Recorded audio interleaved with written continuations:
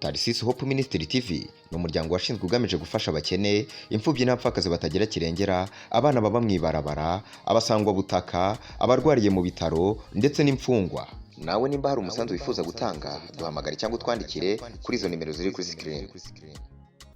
Yes 121212 bakunzi ba Tarcisse Hope Ministry, nibaza ko mumeze neza na cyane yuko nanje mba meze neza, ni wa muhungu wa nyene umwe abubaha na cyane yuko mba mvuga ati reka ndabaramutse bivanye naho umwe wese abaherereye, kuko murabizi neza iyo umuntu harinze aramuka aba ari byiza, na cyane yuko hariho benshi bari kwitwa yuko baramutse no munsi ariko bitashoboye kubashobokera neza na neza. Uribaza ati bimeze gute, na cyane ati mbe Silvaje kutubarira iki?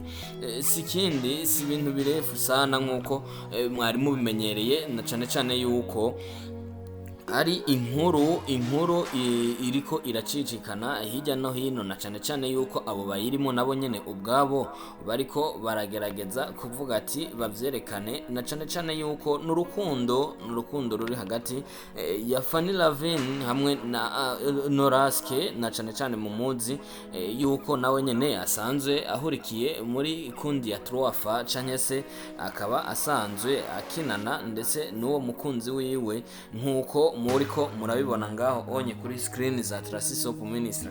Ni ibintu vyiyoshe, ni ibintu vyiza, muga abantu benshi baragaruka akavuga ati ese kubera iki bakundana, mbe barangana bimeze gute? Na cyane muravuga barayamaze ati urukundo ntabwo ruraba imyaka, urukundo ntabwo rwitwa ngo ujya ni mukuru canke se ngo ujya ni muto, na cyane yuko bavuga ati urukundo iyo urukunze urukugira impumyi.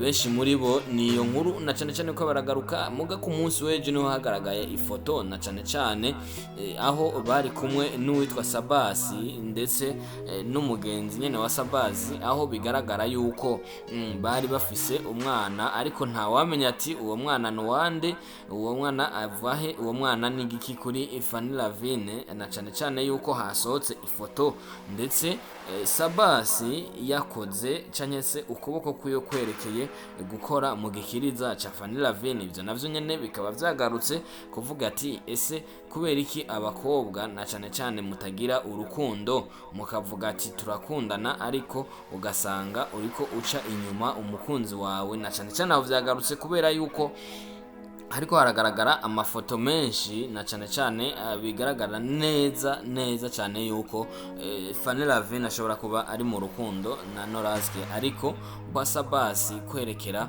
mu gikiriza na cyane cha Fanny Lavin nkuko muriko muravyibonera ngaho. Ariko urumva yuko benshi bariko baragaruka bavuga ati ese kubera iki ariko aramuhenda ngo aramukunda akumbe atamukunda, na cyane yuko ivyo bintu biriko biragaragara nkuko muriko muravyibonera ngaho onye. Urukundo ni gwiza, urukundo nko murabona barashajije, nta ngorane bifitiye, na cyane Imana ibahe kururambamwo kubera yuko baraba makara ntibabe urubeya, na cyane birinde kubwa bujambo bw'abantu.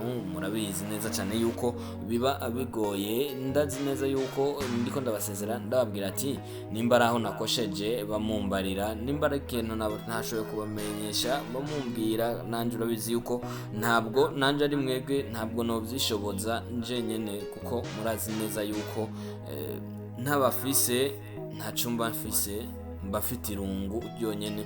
So reka ndabasezere kuri Tarcisse Hope Ministry, ndababwira ati ndabubaha cyane, nongera ndababwira ati nimukore subscribe, share, comment, kuko naco bisabwa kugira mushobore gushigikira wa muhungu wanyu. Yari Silva kuri Mike za Tarcisse Hope Ministry. Ciao.